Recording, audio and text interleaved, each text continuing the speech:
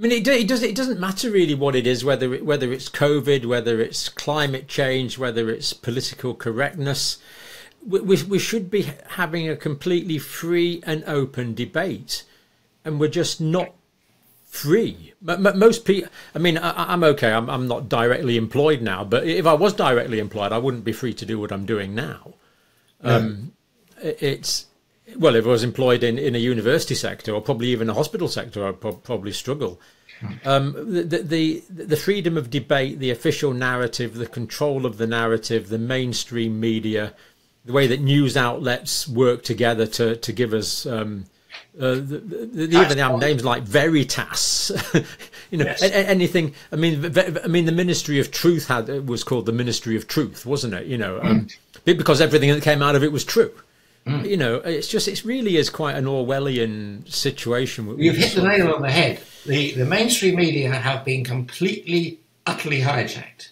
Yeah. And I suspected that. And, I've written a lot of things over the last few years, the Daily Mail and the Telegraph and the Express and lots of other publications. One of the things I note, for the first year or two, we could write nothing about the origin of the virus. I could write away about lockdown and even measures to take to protect you getting COVID. That was all okay. The minute I questioned the efficacy of the vaccine and whether it was necessarily they went, the usual thing, you write, comes through, people edit it, then you send through what it's going to look like in the paper, then it goes to the final editor. The merest mention of, is the vaccine necessary? And first of all, we were questioning whether it was necessary for anybody under 70, let alone children. And then we got very violent about the children. There's no way in the world you should be looking at an untried tested vaccine for children about this. But even though it was very logical and it had been edited by editors, made it the usual Daily Mail style, it would get crushed at the last minute. So I was expecting it to come out and I was told, no, the editor, something more important came up. And this was a trend. It happened at the Telegraph and it happened all over the place. And I must say, Richard Tice made it very open to me when he interviewed me about my concerns about the boosters and cancer, that the mainstream media had made it an offence to question the vaccine programme. And I said, why on earth would that be? Because they don't want the public to lose confidence in it. Sorry, lose confidence in a fraud, in sophistry. When we know we're talking about facts that people have had unbelievable side effects from the vaccine. Lives have been totally ruined, been unable to work, and this is all very rare. That's the other thing where you say that's rare. It wasn't rare at all. But he told me what was going on. He said the government had made it like a criminal offence, or for them, Ofcom would shut them down if they did that. So talk about the Ministry of Truth. The government were controlling the mainstream media, so we weren't allowed to say what we needed to say. And I take it you haven't been invited on the BBC recently? No, I was invited onto the BBC to do a programme about the origin of the virus. Really? Picked me up, and it was a panorama thing, and I had about 10-minute interview, and when it actually went out, they edited my contribution so it looked like I agreed with the fact it came from an animal. It was the most incredible piece of political engineering. I mean, the Russians and people, Chinese radio would have been prouder TV stations. It was disgraceful. And of course, we all complained, but there's nothing. And that's the other thing. It is the BBC that say is not fair and balanced and partisan, which they're constantly nailing Ofcom to shut down people who get anywhere near the truth, like GB News, on the grounds they're not partisan, which is a bit rich coming from the BBC. They do not listen to two sides of the argument at all.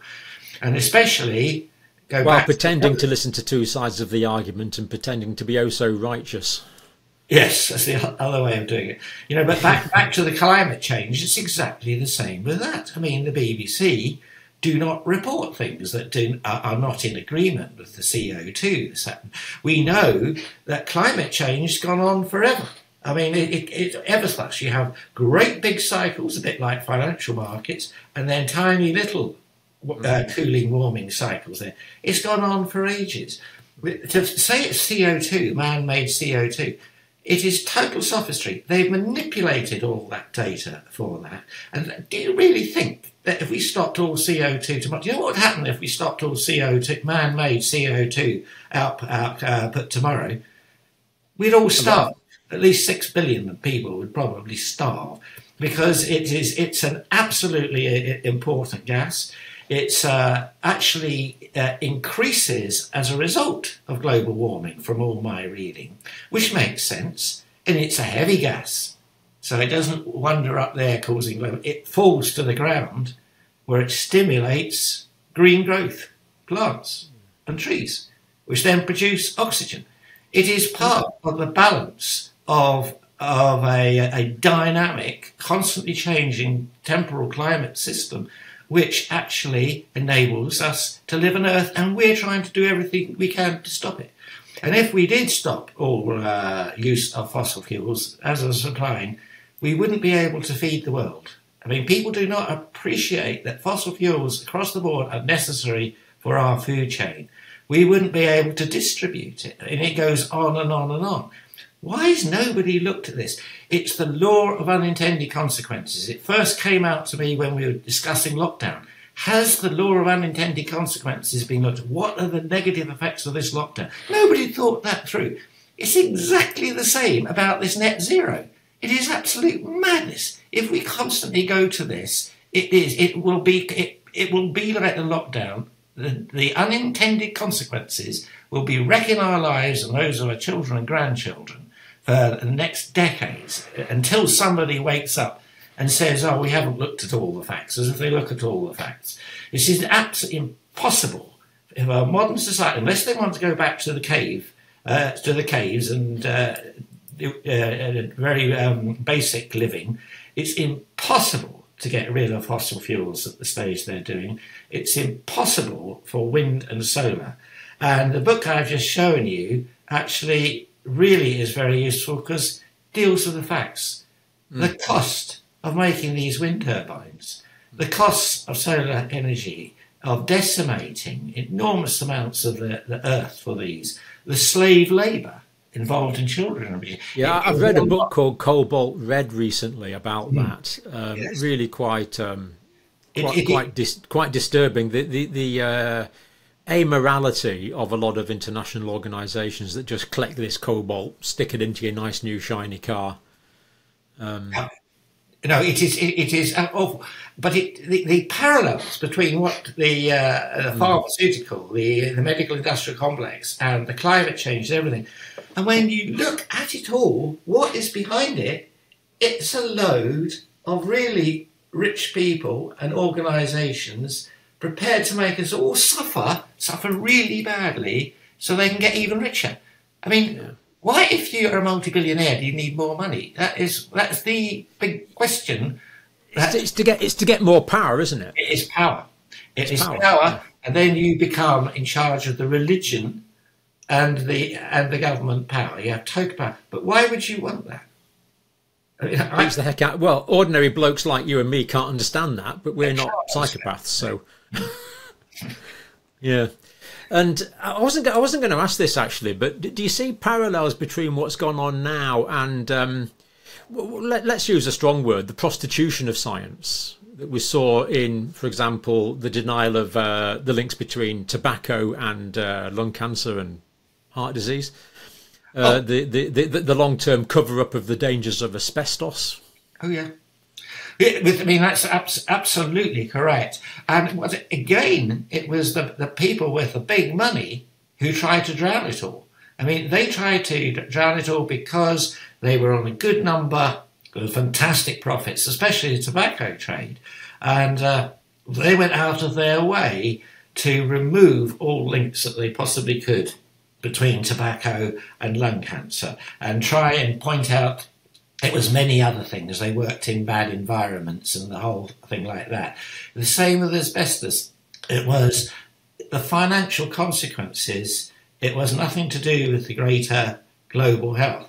And the irony, of course, that the tobacco trade used freedom of expression, freedom of choice, in order to desperately allow everybody to continue this. I think. I mean, I can relate to freedom of choice. It's just, but do so on the grounds of full knowledge, full Yes. disclosure, and informed consent.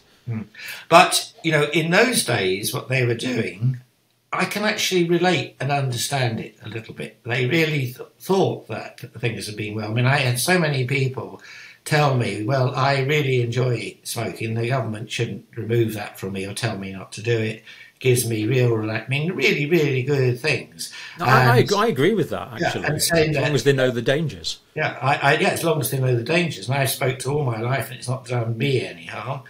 In fact, I spoke to the head of a very big tobacco company, asking about how he coped with the fact that the product was killing lots of people at the time. And he said he had smoked for 40 years and he'd been perfectly fit and healthy and it had never done him any harm. And 6 months later, he was dead of lung cancer.